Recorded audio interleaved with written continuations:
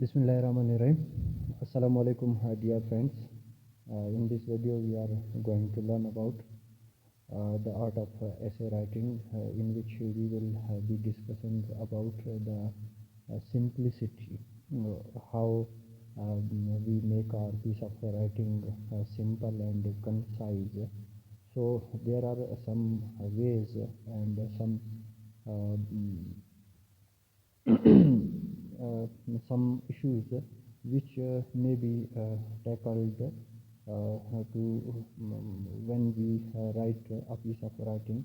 So there must be some of the issues and some of the ambiguities which we not know about them, and we commit in our piece of writing. So let us know about them, how, what are those, and how they can disturb our simplicity. So first of all, while writing a piece of writing in essay, we have to the examiner asks for clarity. And how does the clarity come in our piece of writing? The first one is know the language rules by heart. Okay, this is very common, and every mentor and every teacher tell you people that you know about you have a thorough knowledge about the language, and you know the use of that very language clearly and concisely. So the first point is to know the language, mean you have to know English language by heart. Secondly, we must, while practicing simplicity, the next thing is we have to practice concision. Okay, what is concision and how it be practiced in our piece of writing? So in the later videos, we will discuss about the concision. The number third is we have to be very specific, mean very to the point and right on the target. What we are asked to write, we have to, and we are bound to write that content. Number fourth, simplify and connect. What does simplify mean? Simplify means a piece of writing must be easy to understand. This is called the simplify. And connect. What does connect mean? Connect mean you have to use the connectors. For example, you have written a sentence and you are going to write the second sentence, so there must be a link between these two sentences. So in this way we use transitional devices to connect the sentences with each other.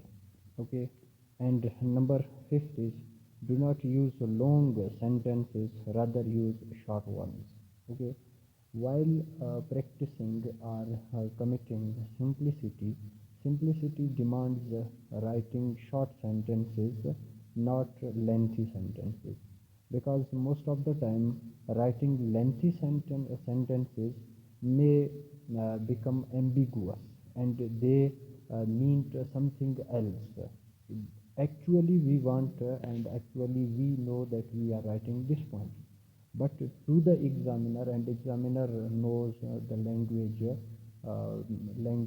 ins and outs, so he may interpret two or three meanings in your those long sentences.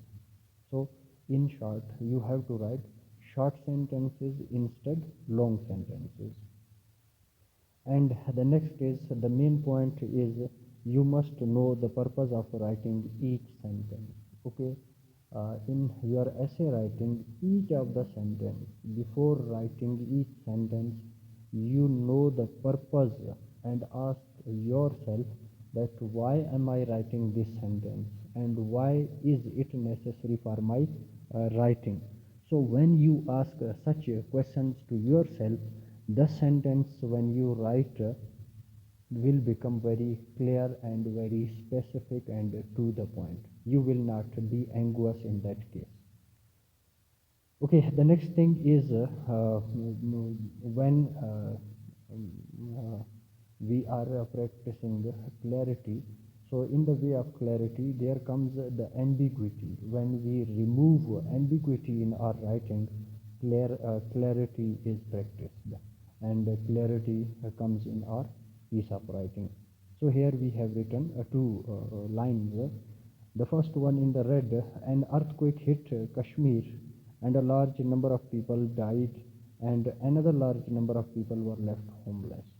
Okay, now if you see here, there are many ambiguities committed. The first one is an earthquake.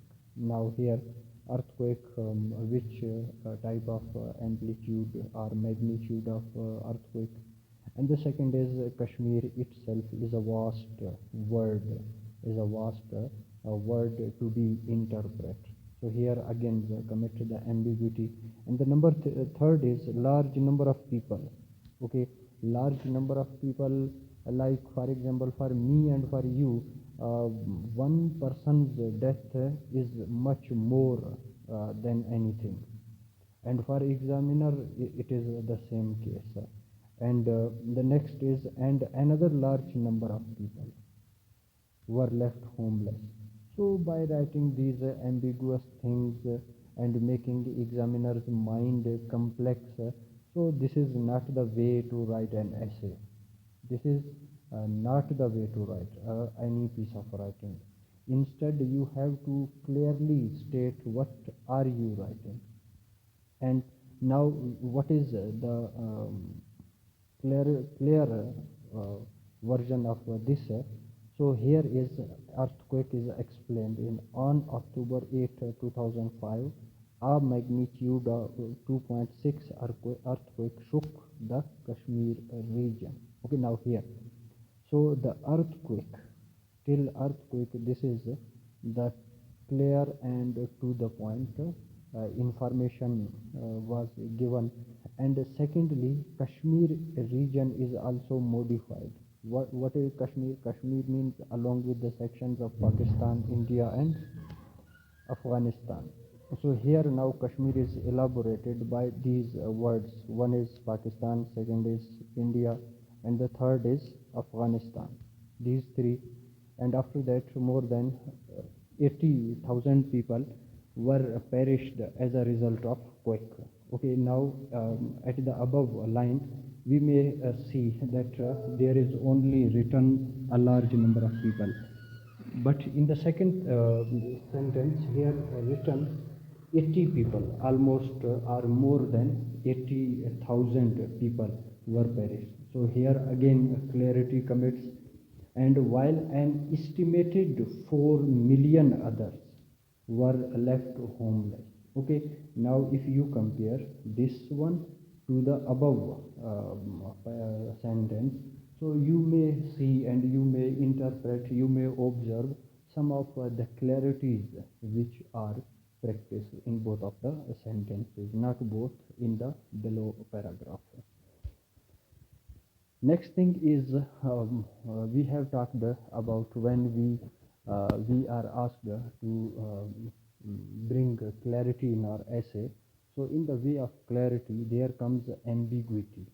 Okay, and what is ambiguity and how to avoid it? First of all, we may know what is ambiguity. Ambiguity is when you write a sentence or a word or something else, it gives more than one meaning. Okay, more than one possible meanings. So that is why ambiguity is committed in our piece of writing. Okay, ambiguity is when two or more than two possible meanings are interpreted in our sentence or in a single word. Okay, now let us see how. There are 5 sentences written. It was a funny fair, and the second is he is mad. Number third sentence is he went to the bank. Number 4, visiting relatives can be boring. And number fifth is flying planes can be dangerous. Okay, now if you see in 5 of the sentences, there are some words and phrases are underlined, and they are giving more than one possible interpretation and more than one possible meanings. And what are these meanings are? Now here the funny word, funny itself word giving two possible meanings. One is laughable and the second one is strange. Okay, so now examiner get confused that what are you trying to say. Either you are saying it was a laughable or it was a strange affair. In the second, he is mad. Now mad is also given two interpretation, two meanings. One is mean he is crazy or he is angry. So now here again you have to be specific. You have to use those words which only gives one possible meaning, not two or more than two. In the third sentence, he went to the bank. Now bank, examiner again gets confused that which bank, either a finance bank or edge of a river or sea.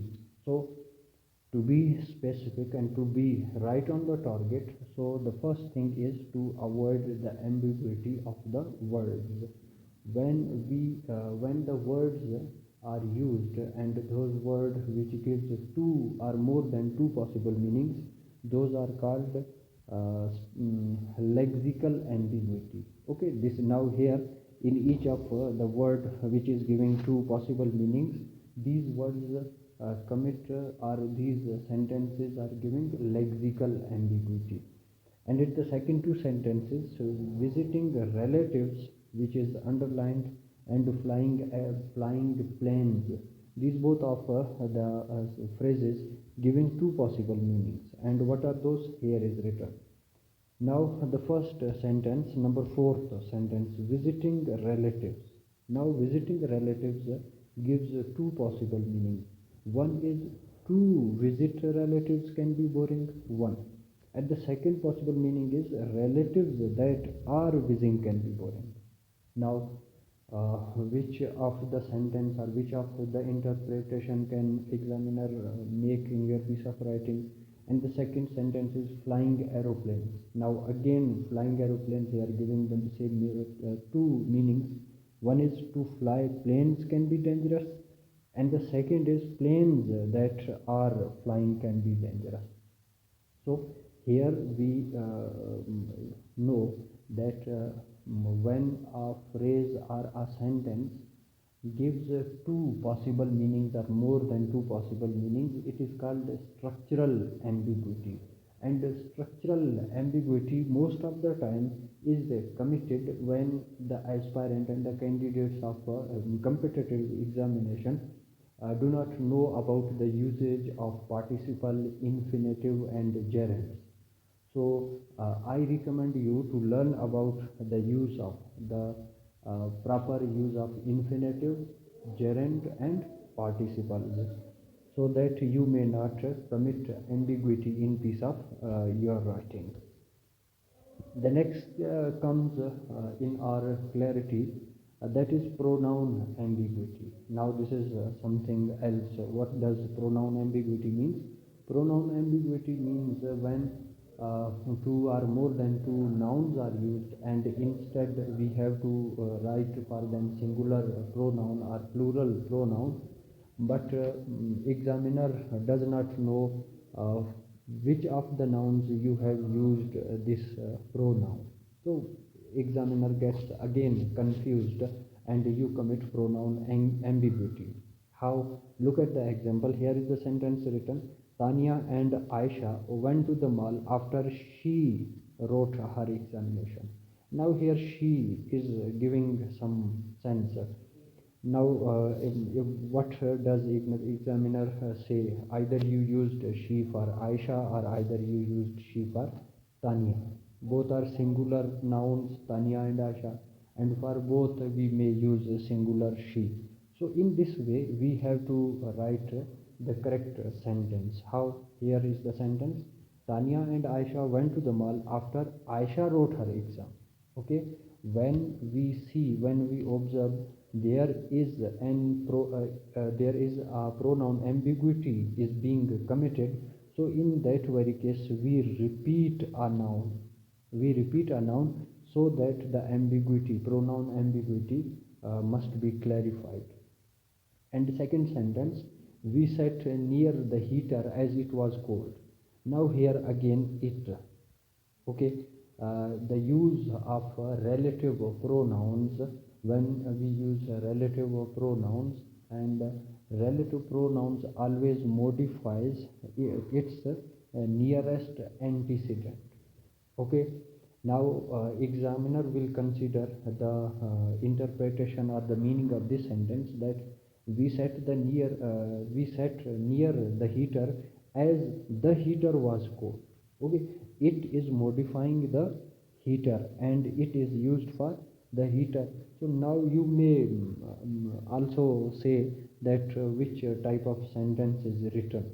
So the correct sentence of this must be as here, sorry, yes, here, we sat near the heater as the room was cold. Okay, so now here we may replace it by the room was cold. In this way we remove pronoun ambiguity. Number third sentence is, children often anger parents, they would not talk to them. Now here we have the two nouns, one is parents and the second one is children. Both are plural in number, and for both of them we use third person plural, they. And now the examiner gets confused that you either you used they for parents or you used they for children. So this is not the way, this is not the way to write the pronouns in this way. So the possible sentence, when the pronoun ambiguity is being committed, we repeat the noun. Okay, how here? Children often anger parents, the parents would not talk to them. In this way, we repeat such a noun when a pronoun ambiguity is being committed. Okay, to avoid pronoun ambiguity in such a type of sentences, we repeat that noun to avoid pronoun ambiguity. Second, number third ambiguity is prepositional phrase ambiguity. What does this mean? When we use prepositional phrases at the end or at the start of a sentence, there may come two or more than two possible meanings of the prepositional phrase. How? Here we have the example, I saw a man with a telescope. Okay, I saw a man with a telescope. Now with a telescope is giving two possible meanings. Here is this sentence has two meanings. One, I saw a man, that man has a telescope, one meaning, and one. Okay, and the second meaning it gives, I have a telescope. Okay, so this is not the way to write. What are we going to write? We must be specific, we must be clear. And the next and the last thing, many, not many, almost all the aspirants and candidates of the competitive examination do not know about the dangling modifier. What does dangling modifier? Dangling modifier is the use of a phrase without the subject. Okay, is called dangling modifier. To use a phrase or a complete sentence without a subject. How? Here is the example, fumbling in her purse, the keys could not be found. Okay, now the subject is unknown and here is no subject is written. Instead here is only written, that is the object or agent in a sentence. So this is called the use of the dangling modifier, and it gives the two meanings. And what are those meanings? Sorry, not two meanings. It becomes possible by Claire writing in two ways. One is fumbling in her purse, she could not find the keys. Now here she, the subject of the verb is written and the sentence is clarified. And second sentence be like so, as she fumbled in her purse, the keys could not be found. Okay, now in the first phrase we used the subject of the verb. So in this way we remove dangling modifier in our writing. Look at the next example. The next example is, while driving to work, a car accident was witnessed on the highway. So now here the agent of the verb is written instead of the subject of the sentence, and it gives again two possible interpretation, two possible meanings. How? Look at here. So the correct sentence of this would be, while driving to work, Jane witnessed a car accident on the highway. So now here, by putting subject of the verb, we remove the use of dangling modifier. Okay, so dear candidates and dear aspirants of the competitive examination, we most of the candidates do not know about these ambiguity, these dangling modifiers, and the wrong use of the prepositional phrases. So we go on writing our essay and we do not know about these.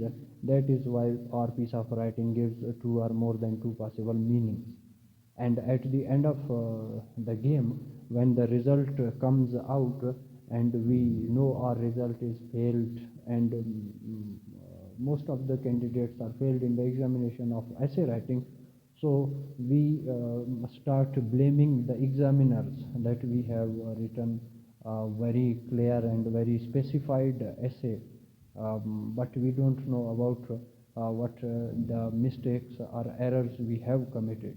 So these are petty mistakes and errors we may use or we may write in our essay writing. That is why we get failed. So you may surf all these ambiguities and clarity of formula of clarity from Google, and you may know much more about these things, and you may write your piece of writing very clear and very specific. Okay, so guys, this was today's lecture about the clarity and ambiguity and how to avoid the ambiguity. So see you in the next video. And at last, I must say, if you are new to my YouTube channel and you haven't subscribed to my channel yet, so please subscribe and support me to my channel, so that I may be I may upload new and informative videos for you people. Thank you. Allah Hafiz. See you in the next video.